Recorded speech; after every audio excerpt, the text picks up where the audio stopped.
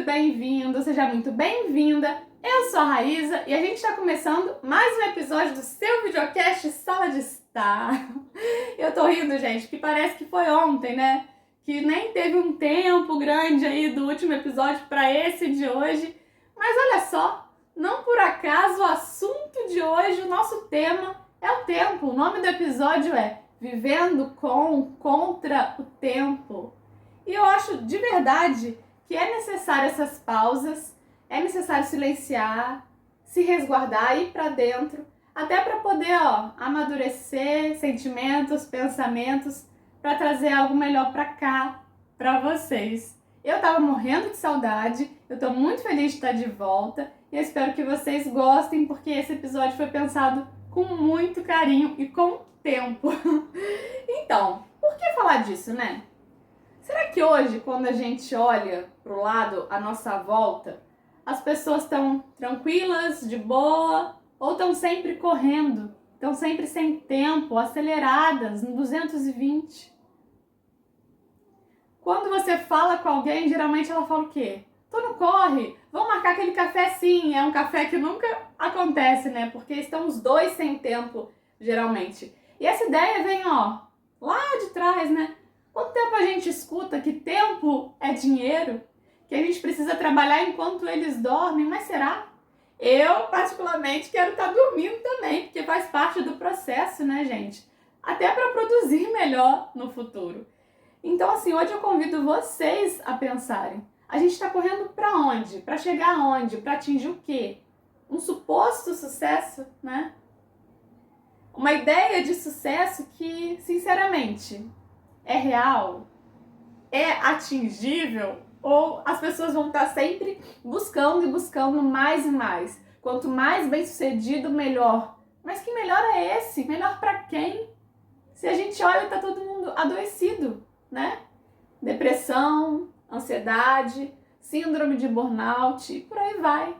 Fora comparação, culpa, sensação de separação, né? Competição. Culpa é um negócio assim impressionante. Eu tava conversando com os meus amigos, né? Aqui nos bastidores, eu sempre pesquiso, dou uma conversada sobre o tema. E a maioria fala que quando dá uma pausa, que quando para pra descansar, que quando tem um tempinho, se sente culpado. A cabeça já fica ali a mil, pensando que devia estar ganhando dinheiro, que devia estar trabalhando para fazer mais dinheiro, ou que devia estar fazendo alguma coisa de útil, como se descansar fosse inútil, como se não fosse necessário, ou como se fosse coisa de preguiçoso, né, gente? E hoje eu convido você a resignificar essas ideias. Eu não estou dizendo aqui que não é para trabalhar, vamos largar tudo, não é isso. É olhar para a ideia de produtividade de forma diferente e principalmente em como a gente está se relacionando com essa produção, né? Não está sendo de forma saudável, a gente precisa achar o equilíbrio. Claro, não estou aqui num discurso utópico, né? Eu acredito também que a gente adoece juntamente com fatores sociais, fatores políticos. Tem um filme genial, Bicho de Sete Cabeças, um filme brasileiro. Eu super indico que vocês vejam. E não quero dar spoiler, mas mostra ali, né, a rotina de pessoas que estão dentro de um manicômio internadas. E aí uma dessas pessoas vira e fala: eu não sabia que passar fome e ver as pessoas que você ama passando fome fosse tão doloroso e te deixasse doido. Ele usa essa ideia, né? Então, quando a gente não tem o básico, o mínimo para suprir as nossas necessidades, é difícil mesmo, né? Tá feliz, tá produtivo, tá bem, tá saudável. Então, não tô jogando na nossa conta, né? Eu acho que é um conjunto de tudo. Inclusive, no livro A Sociedade do Cansaço, de Byung-Chul Han, ele vai trazer muito essa ideia, né? Que antes, Foucault trazia uma ideia de que é uma sociedade disciplinar. Então, a punição vem de fora, o externo vai controlar e ditar as regras do seu corpo, do seu tempo, vai haver punição caso você não as cumpra. E aí hoje ele fala que é uma sociedade do desempenho. que na verdade a gente pegou essa ideia e internalizou tanto que a cobrança é nossa. E não que ela não veio de fora, né? Ela sempre veio do externo. Mas a gente pega isso pra gente, veste e vira ali uma autocobrança. Mas será que a autocobrança é bom? Porque às vezes as pessoas falam, mas eu mesma me cobrando, eu pego, eu faço, eu me movimento. Mas às custas de quê? Né? Se punindo, se chicoteando ali, sendo cruel consigo mesmo. No livro da Brené Brown, Coragem de Ser Imperfeito, ela chama a gente para questionar essa ideia da autocobrança, né? Que no fundo a gente só quer passar a imagem para o outro de que somos perfeitos. Que não há uma motivação sincera. A gente só quer mostrar que a nossa vida é perfeita. E aí a gente já pode dar o exemplo das redes sociais, né? Gente, eu não sou contra essas ferramentas. Eu acho que tudo é saber usar com sabedoria. Mas a gente abre ali as redes sociais, né? Fica ali igual zumbi passando e muitas vezes se comparando, se sentindo mal. Olha como o outro é perfeito, como a vida do outro é produtiva, olha como ele tá fazendo. E aí, se eu tô aqui descansando, poxa, minha vida não tá legal, né? Tem alguma coisa de errado comigo. Mas será? Será mesmo? Ou essa vida que muitas vezes está ali nas telas não é a que pertence ao mundo real?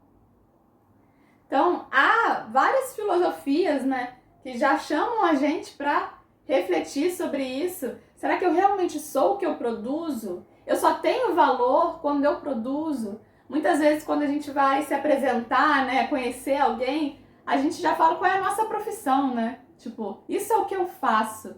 Mas, na verdade, eu quero saber quem você é. O ser, o ter, o fazer, acaba vindo por consequência. Mas e o ser? Como que ele está sendo trabalhado? Quem é você de fato, né? Quando a gente deixa essas máscaras cair, quando tira as coisas que você tem e as coisas que você faz, quem que sobra? O que que fica? Aliás, a ideia do consumo também, né? Faz parte desse sistema capitalista, né? Eu preciso trabalhar muito, várias horas por dia, para produzir, para fazer, para ter, para consumir. E aí vou, consumo, me preencho e depois volto vazio e começa a engrenagem toda novamente a funcionar. E como eu falei, vão surgindo aí ideias de comparação, de competição, de separação, de que eu tô distante de você. Eu, sinceramente, não quero trazer aqui, parecer que eu tô tendo um discurso, sei lá, utópico, né? Como eu falei, eu entendo que muita coisa é construída socialmente e que não é, assim, possível para a maioria mesmo da população simplesmente, sei lá, dar um basta e não fazer mais as coisas que faz. Mas hoje eu convido para reflexão, para a importância do equilíbrio, para a importância de pausar, para a importância de achar a beleza dos detalhes, de você respirar. Convido a meditar, a refletir.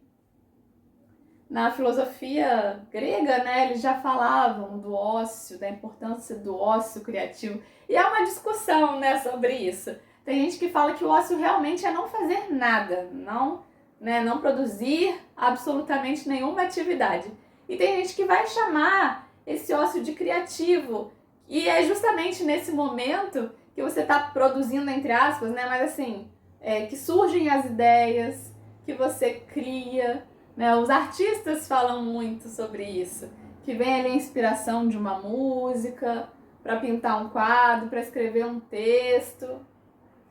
É muito bonito quando a gente pensa nessa ideia, né? Tem até um outro livro muito legal, A Utilidade do Inútil. Eu não vou lembrar o nome dele, acho que é Núcio, é um escritor italiano, Núcio Ordini. E ele fala que a nossa sociedade, ela justamente não consegue, né, ver significado nessas coisas que não dão dinheiro. Então, como assim? Você tá aí escrevendo, bordando, fazendo crochê, pra quê? Isso aí dá dinheiro? Né? Então isso aí não serve de nada.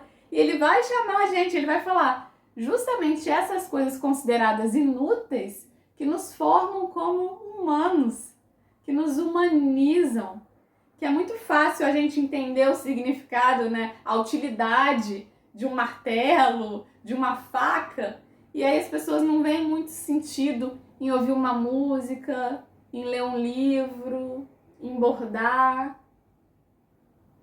Por quê? Porque são coisas essenciais que te colocam em contato consigo novamente. O ócio, a palavra ócio, ela vem do latim ótio, né? Aí tem o negócio, ótio e negócio. O negócio é ligado às coisas do corpo e o ótio da alma, né? Que é o ne, é essa negação. Negócio. Corpo, ligado às coisas do corpo. Ótimo, ligado às coisas da alma, si mesmo, voltar para si, se conectar com você. A gente até já fez aqui um episódio na nossa sala sobre a importância das pausas, né? Mas como eu conversei com os amigos meus, como eu falei para vocês, acho que é sempre bom a gente trazer assuntos, o mesmo assunto sobre outras perspectivas. E atualmente eu tenho reparado muito isso, assim, que a gente nunca tá vivendo no aqui, né? Então fazer essa pausa e falar, pera, o que eu tô fazendo com o meu tempo? Eu tô onde eu tô? Eu tô no presente? Eu tô aqui agora? Porque às vezes o corpo tá ali, mas a mente tá voando, né? Tá em outro lugar. Então eu tô vivendo de verdade. O que é viver de fato? É só trabalhar, gente? É só se matar de trabalhar, fazer dinheiro, chegar nesse sucesso? O que é sucesso, né? Esses dias mesmo eu tava conversando com uma amiga e ela questionando, mas eu não conquistei nada, eu não tenho uma casa própria, eu não tenho carro, não tô no emprego que eu me sinta satisfeita. E eu levei essa ideia para ela justamente de quem ela é hoje, né? Das conquistas internas que ela já havia feito. É importante a gente parar também, fazer esse exercício para se olhar verdadeiramente, né? As coisas materiais, gente, claro que são necessárias. A gente está vivendo uma experiência material. A gente vai morar em algum lugar, vai precisar comer, né? Se locomover. Não é isso que eu trago aqui. Largam tudo e sejam felizes. Mas um dia a gente vai embora e vai ficar tudo aqui, né? Mas o que a gente de fato fez nessa vida como ser humano, né? As conexões que a gente estabeleceu, os vínculos, o que a gente doou, o que a gente pôde de fato transformar, melhorar, é isso que fica e é isso que vai. E agora eu lembrei daquele livro da Ana Cláudia Quintana, da morte. A morte é um dia que vale a pena viver. E ela fala, né, quais são os 5 arrependimentos das pessoas que estão morrendo. E um deles é justamente, eles falam, eu gostaria de não ter trabalhado tanto. O outro gostaria de ter feito a minha vida baseado nas minhas escolhas, não nas do externo. Muitas vezes a gente faz o que a gente faz sem nem questionar e sem nem ter consciência se aquilo partiu da gente ou se foi uma ideia já jogada e a gente só se encaixou, né? Aliás, eu acho que o que esse sistema mais quer é que a gente se encaixe, incomoda quem sai dele, quem expande, quem quer fazer outras coisas.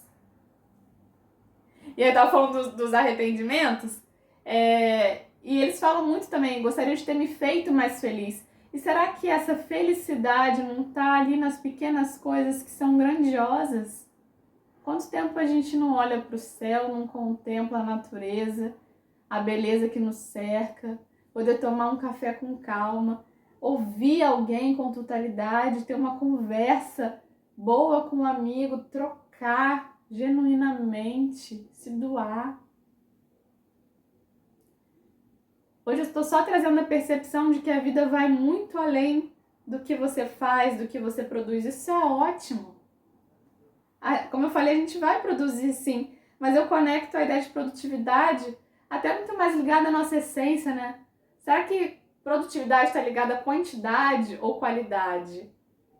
O que será que de melhor eu posso extrair de mim? Será que eu não produzo mais quando eu faço isso? Eu acho que se ocupar demais, inclusive, é uma autossabotagem, né? Tô correndo tanto, tô me ocupando tanto por quê? Não quero parar para me ver? Não quero ir a fundo dentro de mim? Porque estou sempre em movimento, fazendo outras coisas, nunca pausando? Fica aí o questionamento, né? Tem até aquele filme A Sociedade dos Poetas Mortos.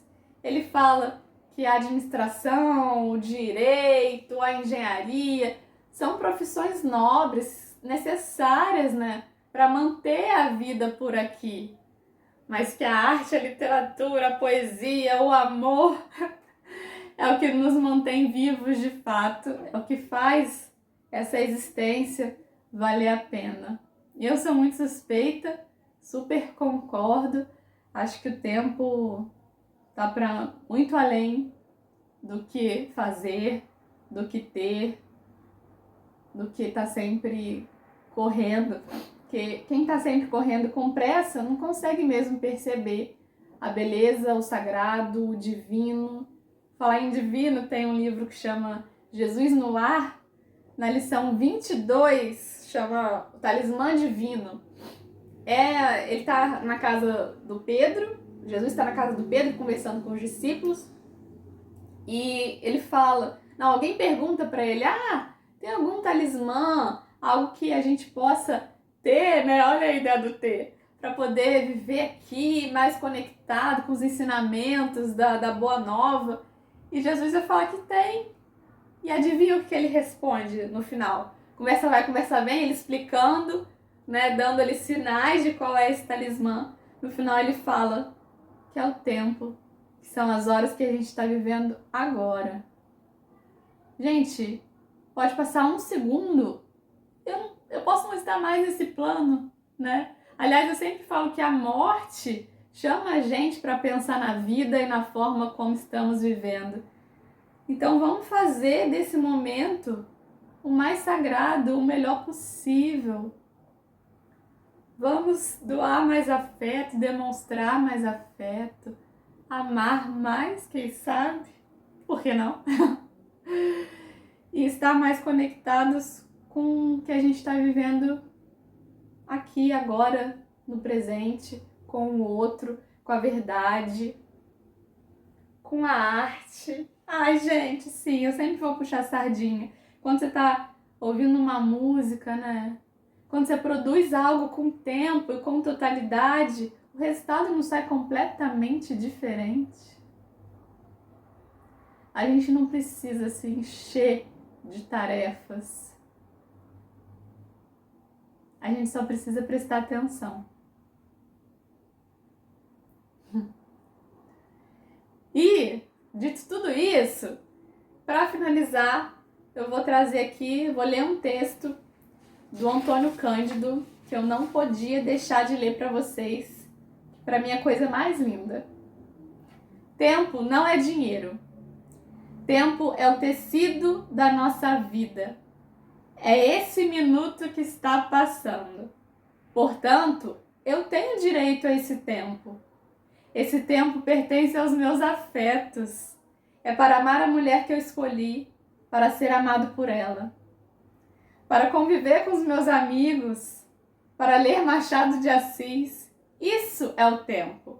E justamente a luta pela instrução do trabalho é a luta pela conquista do tempo como universo de realização própria. A luta pela justiça social começa por uma reivindicação do tempo. Eu quero aproveitar o meu tempo de forma que eu me humanize. Fica aí então a mensagem de hoje, no nosso retorno, no nosso episódio 48. E se alguma coisinha aí, fizer sentido, eu vou ficar muito feliz. Mas se não fizer, eu agradeço pela companhia e torço para te ver aqui no próximo. Um beijo e até! Tchau, tchau!